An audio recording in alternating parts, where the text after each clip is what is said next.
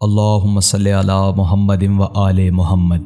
حضرت محمد صلی اللہ علیہ وآلہ وسلم کی دعوت اسلام سے جب دین حق روز بروز پھیلنے لگا تو کفار مکہ نے اپنے ظلم و ستم سے مسلمانوں پر عرصہ حیات تنگ کر دیا۔ حضرت صلی اللہ علیہ وآلہ وسلم ان بے گناہوں پر ظلم و ستم برداشت نہ کر سکے اور مسلمانوں کو سکون کی خاطر حبشہ کی طرف ہجرت کا حکم دیا۔ حضرت صلی اللہ علیہ وآلہ وسلم کے حکم سے مسلمانوں نے نبوت کے 5ویں سال ہجرت کی، جس میں 11 مرد اور 4 عورتیں شامل تھیں۔ ان میں حضرت عثمان غنی رضی اللہ تعالی عنہ اور سیدہ رقیہ سلام اللہ علیہا بھی شامل تھیں۔ حبشہ کی طرف 2 ہجرتیں ہوئیں۔ حبشہ ایک مسیحی ملک تھا۔ اس کے بادشاہ کا نام اسہمہ اور لقب نجاشی تھا۔ وہ عیسائی دین کا پابند تھا مگر بہت ہی انصاف پسند اور رحم دل بادشاہ تھا۔ تورات اور انجیل وغیرہ آسمانی کتابوں کا ماہر عالم تھا۔ کفار مکہ کو جب ان لوگوں کی ہجرت کا پتہ چلا تو ان ظالموں نے ان لوگوں کی گرفتاری کے لیے ان کا تعاقب کیا، لیکن یہ لوگ کشتی پر سوار ہو کر روانہ ہو چکے تھے، اس لیے کفار ناکام واپس لوٹے۔ یہ مہاجرین کا قافلہ حبشہ کی سرزمین میں اتر کر امن و امان کے ساتھ خدا کی عبادت میں مصروف ہو گیا۔ چند دنوں کے بعد یہ افواہ پھیل گئی کہ کفار مکہ مسلمان ہو گئے ہیں۔ یہ خبر سن کر چند لوگ حبشہ سے مکہ لوٹ آئے، مگر یہاں آ کر پتہ چلا کہ یہ خبر غلط تھی۔ چنانچہ بعض لوگ تو پھر حبشہ چلے گئے، مگر کچھ لوگ مکہ میں روپوش ہو کر رہنے لگے۔ لیکن کفار مکہ نے ان لوگوں کو ڈھونڈ نکالا اور ان لوگوں پر پہلے سے بھی زیادہ ظلم ڈھانے لگے، تو حضور علیہ الصلوۃ والسلام نے پھر لوگوں کو حبشہ چلے جانے کا حکم دیا۔ چنانچہ حبشہ سے واپس آنے والے اور ان کے ساتھ دوسرے مظلوم مسلمان کل 83 مرد اور 18 عورتوں نے حبشہ کی جانب ہجرت کی۔ تمام مہاجرین نہایت امن اور سکون کے ساتھ حبشہ میں رہنے لگے، مگر کفار مکہ کو کب گوارا ہو سکتا تھا کہ مسلمان کہیں بھی امن اور چین کے ساتھ رہ سکیں۔ ان ظالموں نے کچھ تحائف کے ساتھ عمر بن الاس اور عبداللہ بن ربیہ کو بادشاہ حبشہ نجاشی کے دربار میں اپنا سفیر بنا کر بھیجا۔ ان دونوں نے نجاشی کے دربار میں پہنچ کر تحفوں کا نذرانہ پیش کیا اور بادشاہ کو سجدہ کر کے یہ فریاد کرنے لگے کہ اے بادشاہ، ہمارے کچھ مجرم مکہ سے بھاگ کر آپ کے ملک میں پناہ گزین ہو گئے ہیں، آپ ہمارے ان مجرموں کو ہمارے حوالے کر دیجئے۔ یہ سن کر نجاشی بادشاہ نے مسلمانوں کو دربار میں طلب کیا اور عمر بن الاس کی بات کے متعلق دریافت کیا، تو حضرت امام علی علیہ السلام کے بھائی حضرت جعفر رضی اللہ تعالی عنہ مسلمانوں کے نمائندہ بن کر گفتگو کے لیے آگے بڑھے اور دربار کے آداب کے مطابق بادشاہ کو سجدہ نہیں کیا بلکہ صرف سلام کر کے کھڑے ہو گئے۔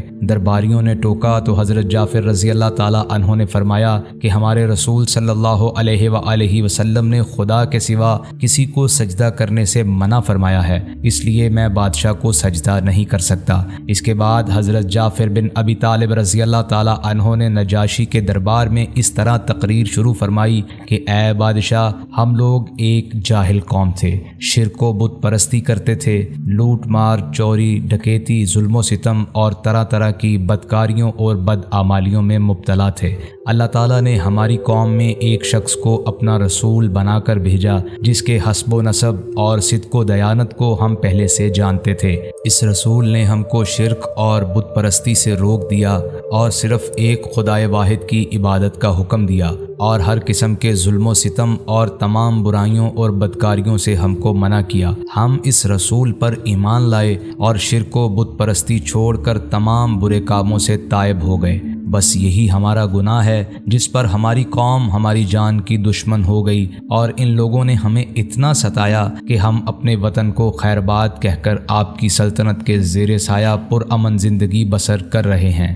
اب یہ لوگ ہمیں مجبور کر رہے ہیں کہ ہم پھر اسی پرانی گمراہی میں واپس لوٹ جائیں۔ حضرت جعفر رضی اللہ تعالی عنہ کی تقریر سے نجاشی بادشاہ بے حد متاثر ہوا اور قریش کے وفد کو صاف طور پر کہہ دیا کہ میں ان لوگوں کو ہرگز تمہارے سپرد نہیں کروں گا، تم لوگ یہاں سے چلے جاؤ۔ قریش کے وفد میں موجود عمر بن عاص اور عبداللہ بن ابی ربیعہ کو اس طرح بادشاہ کے دربار سے مایوس ہو کر جانا پڑا تو عمر بن عاص کہنے لگا کہ کل میں بادشاہ کے سامنے ایسی بات کہوں گا جس سے یہ تمام مسلمان جو ہمارے ملک سے بھاگ کر آئے ہیں نیست و نابود ہو جائیں گے۔ اگلے روز یہ وفد دوبارہ بادشاہ نجاشی کے دربار میں پہنچا اور کہا کہ اے بادشاہ، آپ ان لوگوں کو بلا کر یہ تو پوچھیں کہ یہ حضرت عیسیٰ علیہ السلام کی شان میں کیا کہتے ہیں۔ نجاشی نے صحابہ کو بلایا۔ جب یہ لوگ دربار میں پہنچے تو نجاشی نے مسلمانوں سے مخاطب ہو کر فرمایا کہ تم لوگ حضرت عیسیٰ علیہ السلام کے بارے میں کیا عقیدہ رکھتے ہو؟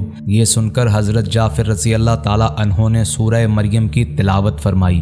کلام ربانی کی تاثیر سے نجاشی بادشاہ کے قلب پر اتنا گہرا اثر پڑا کہ اس پر رقت طاری ہو گئی اور اس کی آنکھوں سے آنسو جاری ہو گئے۔ حضرت جعفر رضی اللہ تعالی عنہ نے فرمایا کہ ہمارے رسول صلی اللہ علیہ وآلہ وسلم نے ہم کو یہی بتایا ہے کہ حضرت عیسیٰ علیہ السلام خدا کے بندے اور اس کے رسول ہیں، جو کنواری مریم علیہ السلام کے شکم مبارک سے بغیر باپ کے خدا کی قدرت کا نشان بن کر پیدا ہوئے۔ نجاشی بادشاہ نے بڑے غور سے حضرت جعفر رضی اللہ تعالی عنہ کی تقریر کو سنا اور یہ کہا کہ بلا شبہ انجیل اور قرآن دونوں ایک ہی آفتاب ہدایت کے نور ہیں، اور یقیناً حضرت عیسیٰ علیہ السلام خدا کے بندے اور اس کے رسول ہیں، اور میں گواہی دیتا ہوں کہ بے شک حضرت محمد صلی اللہ علیہ وآلہ وسلم خدا کے وہی رسول ہیں جن کی بشارت حضرت عیسیٰ علیہ السلام نے انجیل میں دی ہے، اور اگر میں دستور سلطنت کے مطابق تخت شاہی پر رہنے کا پابند نہ ہوتا تو میں خود مکہ جا کر رسول اکرم صلی اللہ علیہ وآلہ وسلم کی جوتیاں سیدھی کرتا اور ان کے قدم دھوتا۔ نجاشی نے زمین پر ہاتھ مار کر ایک تنکا اٹھایا اور کہا کہ جو تم کہتے ہو حضرت عیسیٰ علیہ السلام اس تنکے سے ذرہ برابر بھی زیادہ نہیں تھے۔ بادشاہ کی تقریر سن کر اس کے درباری جو کٹر قسم کے عیسائی تھے ناراض اور برہم ہو گئے، مگر نجاشی بادشاہ نے جوش ایمانی میں سب کو ڈانٹ پھٹکار کر خاموش کر دیا اور کفار مکہ کے تحفوں کو واپس لوٹا کر عمر بن علاس اور عبداللہ بن ربیعہ کو دربار سے نکلوا دیا اور مسلمانوں سے کہہ دیا کہ تم لوگ میری سلطنت میں جہاں چاہو امن و سکون کے ساتھ آرام و چین کی زندگی بسر کرو، کوئی تمہارا کچھ بھی نہیں بگاڑ سکتا۔ واضح رہے کہ نجاشی بادشاہ مسلمان ہو گیا تھا۔ چنانچہ 9 ہجری میں اس کے انتقال پر حضور صلی اللہ علیہ وآلہ وسلم نے مدینہ منورہ میں اس کی غائبانہ نماز جنازہ پڑھی۔ حالانکہ نجاشی بادشاہ کا انتقال حبشہ میں ہوا تھا اور وہ حبشہ ہی میں مدفون ہوئے، مگر حضور علیہ الصلاۃ والسلام نے غائبانہ ان کی نماز جنازہ پڑھ کر ان کے لیے دعائے مغفرت فرمائی۔ اللہ سے دعا کرتے ہیں کہ اللہ تعالی ہمیں بھی حضور علیہ الصلاۃ والسلام کی کامل محبت نصیب فرمائے اور ہمیں ایمان پر موت نصیب فرمائے۔ آمین ثم آمین۔